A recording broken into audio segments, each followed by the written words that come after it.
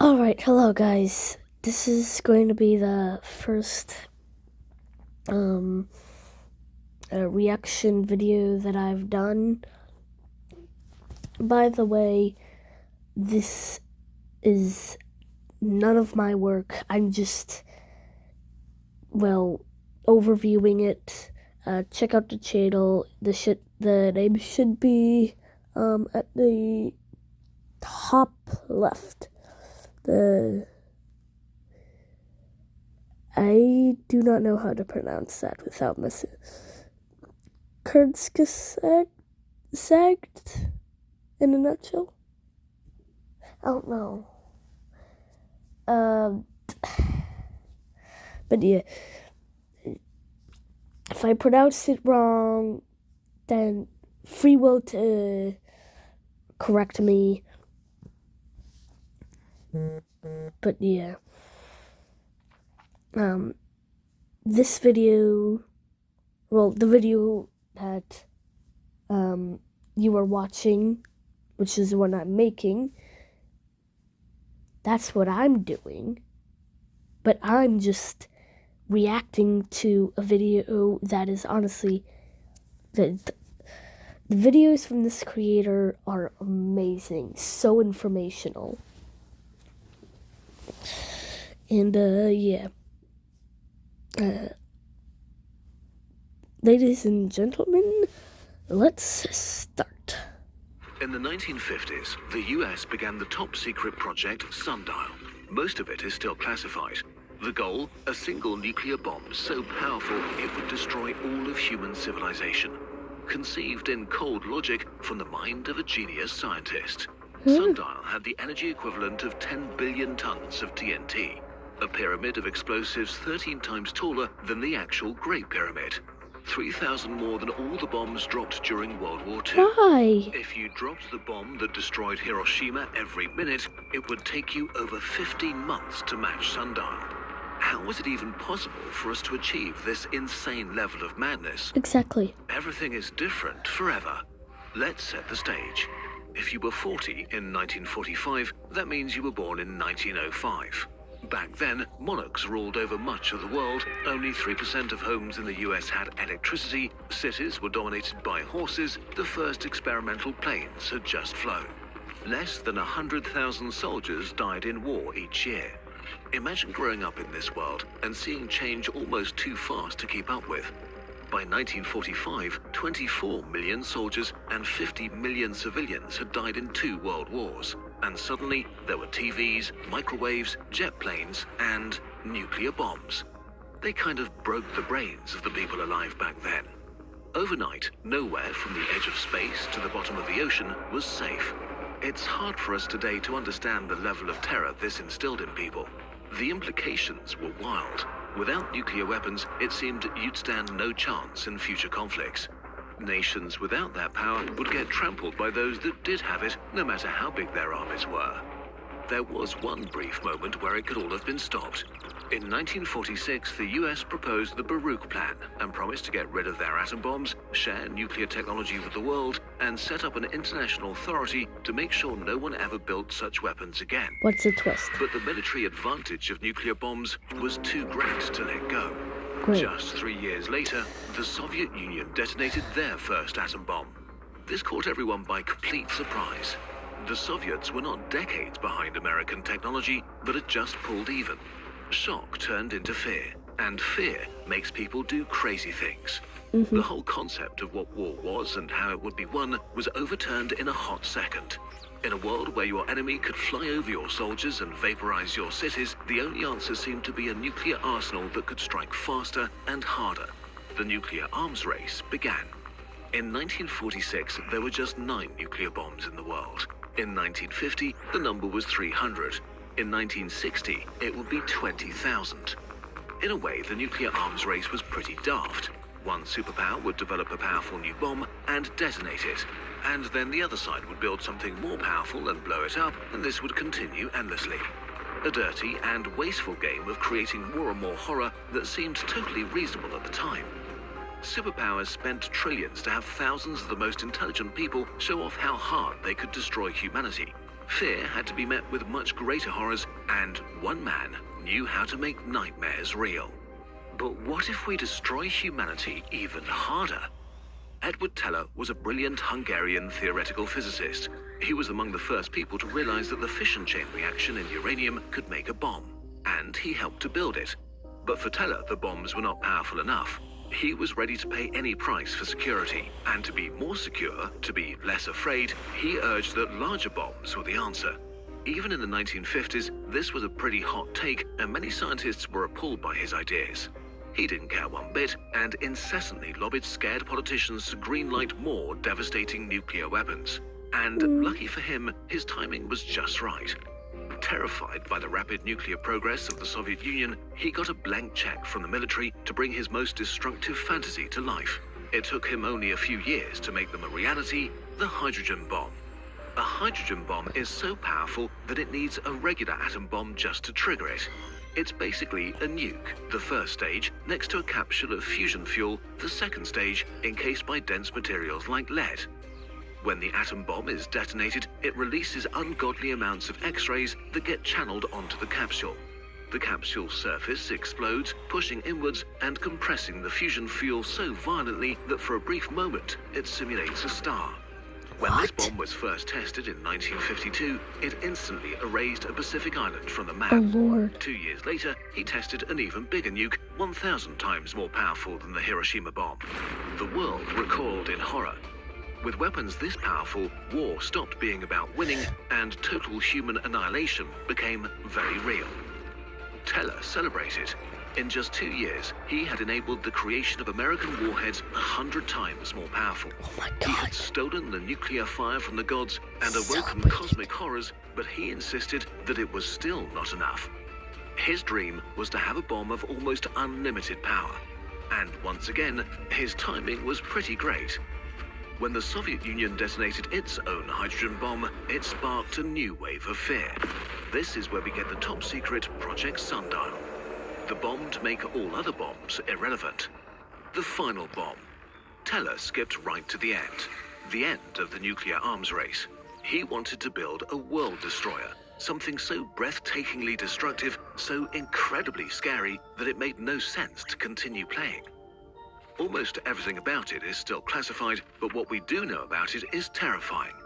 Work on it actually began, and tests were planned. Sundial wouldn't be some warhead loaded up onto a bomber and dropped on a target. Tests were No, it would be a planned backyard bomb. for something After all, that could if a bomb destroy can the destroy the world. world, why bother moving it at all? No need to bring it close to your enemies. You could as well just put it in your backyard. Maybe it would have actually been put in the center of the country. Maybe it would have been put on a remote island or stored on a ship. We don't know what the actual plans were. But this underlines how insane this weapon was, and that Teller knew exactly what he was proposing. In his mind, the rationale was the ultimate deterrence. If you attack us or our allies, we will destroy the world. On a technical level, his concept was not even that complicated. It was probably some kind of nuclear Matryoshka doll. The truly breathtaking thing is the idea itself, and that he actually attempted to make it real. From what we know, Sundial would have weighed at least 2,000 tons, as massive as a 250-meter-long cargo train. Jesus. It would explode with the power of at least 10 billion tons of TNT, a number so big it doesn't mean anything anymore. So let's make this a bit more graphic and explode it in Nevada. One wild thing about it is that humanity never tested anything remotely like it, so this is the best speculation we developed together with experts. Okay. For a brief moment, a fireball of pure energy appears, up to 50 kilometers in diameter, larger than the visible horizon. It radiates blistering heat at the speed of light. Everything within 400 kilometers is instantly set on fire. Every tree, house, person. The energy would reach much further, but the explosion is so big that the Earth's horizon curves away from it. The surrounding deserts turn into a field of glass. Then comes the blast wave. The atmosphere above the explosion is violently shot into space. A magnitude 9 earthquake shakes the United States, while the sound of the blast reverberates around the world.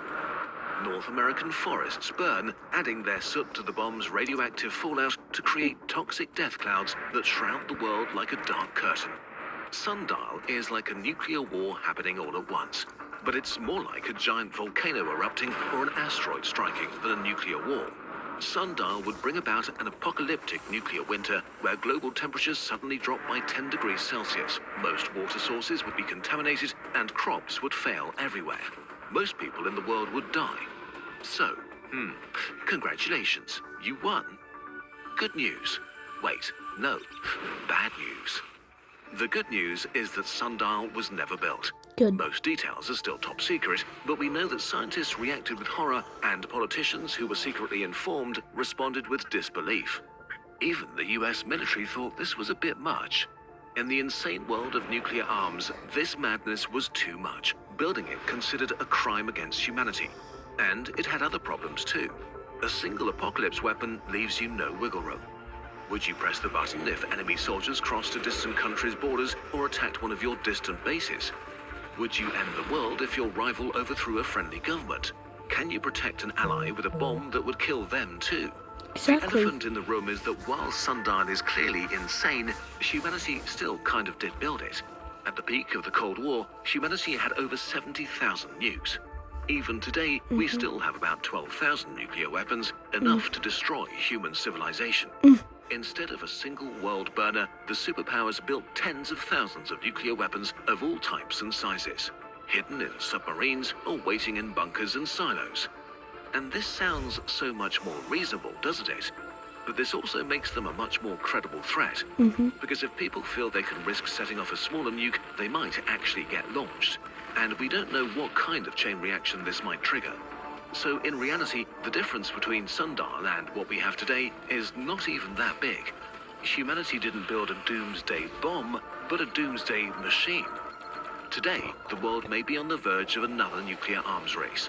The US is on track to spend $1 trillion on nuclear modernization programs, while China is expanding its arsenal and might have more than 1,000 nuclear weapons ready to be deployed by 2030. But why? So far, we've escaped the existential threat these weapons pose, but if an alien visited Earth, it might ask us if we're okay and need a hug.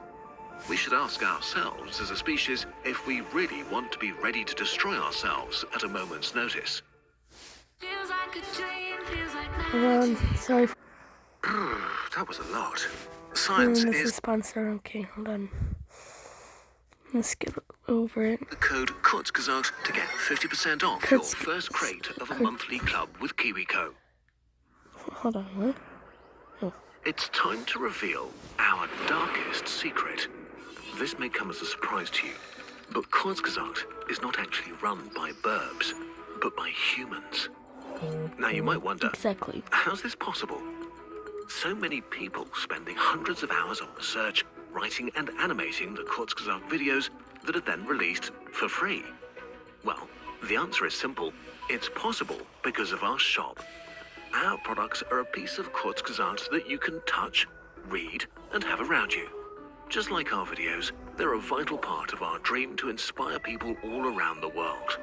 Our carefully researched infographic posters are now part of so many people's homes, teaching them about evolution, black holes, and the night sky. While our gratitude journal helps improve lives every day. A special thanks goes out to everyone who appreciates our weirder product ideas. Every Kurzgesagt product you buy directly funds another moment we get to spend working on our videos. And you get a special piece of Kurzgesagt in return. Thank you so much for being a part of our story and for making this channel possible. The burb humans of Kurzgesagt are eternally grateful.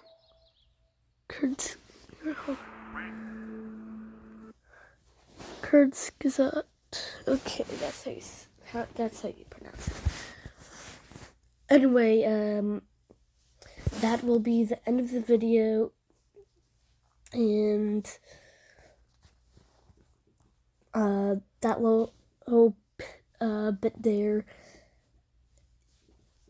If you want to go to his channel, go and see if you can get any merch. Highly recommend the channel. Very informational. And honestly, if you want to, like and subscribe, only if you want to, only if you like the channel. It's been a while since I've made a video. So yeah. the more likes I get on a video, the more videos of that type of video I can do.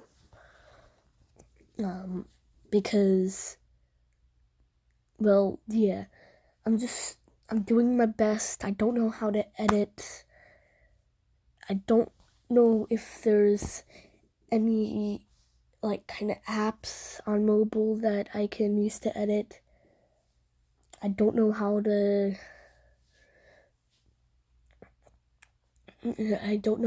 to do cross-platform content creation. I'm just trying my best to make videos even on school weeks. So please like and subscribe if you do like the channel. If you do want to, it would mean the world to me if I got at least 1 or 2 subscribers. But yeah, I highly recommend the channel. Go check it out. And yeah. See you next time. If there is a next time.